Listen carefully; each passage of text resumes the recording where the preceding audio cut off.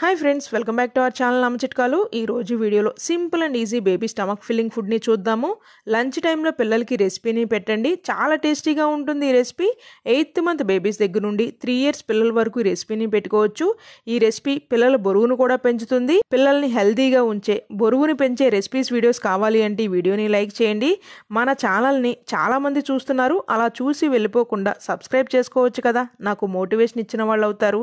పిల్లల కోసం ఇంకా మంచి మంచి వీడియోస్ చేయాలని నాకు కూడా అనిపిస్తుంది కదా.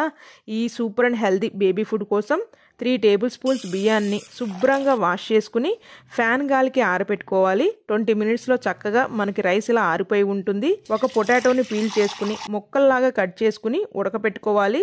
వేరే బర్నర్ మీద ఆరిపోయిన బియ్యాన్ని డ్రై రోస్ట్ చేసుకుని పక్కన పెట్టుకుందాం. అదే బాండీలో చిన్న బౌల్ సోయా చంక్స్ని కూడా డ్రై రోస్ట్ చేసుకుని చల్లారనిచ్చినాక నూకలాగా పొలుకులాగా గ్రైండ్ చేసుకుని ఉంచుకుందాం. చిన్న గిన్నెలో 1 glass వాటర్ పోసుకుని నూకలాగా గ్రైండ్ చేసుకున్న బియ్యాన్ని వేసుకుని 60% వరకు కుక్ చేసుకోవాలి. ఇలా 60% వరకు కుక్ అయినాక మనం బాయిల్ చేసుకున్న పొటాటోని మెత్తగా స్మాష్ చేసుకుని వేసుకోవాలి. అలాగే 1 year and above బేబీస్ అయితే చిటికెడు ఉప్పు, 1 tablespoon నెయ్యి కూడా వేసి 5 minutes పాటు కుక్ చేసుకుని చల్లారనిచ్చినాక మీ చిన్నారులకైతే పెట్టండి. ఈ వీడియో మీ అందరికి ఉపయోగపడుతుంది అని అయితే ఆశిస్తున్నాను. వీడియో నచ్చినట్లయితే please do like, share and subscribe.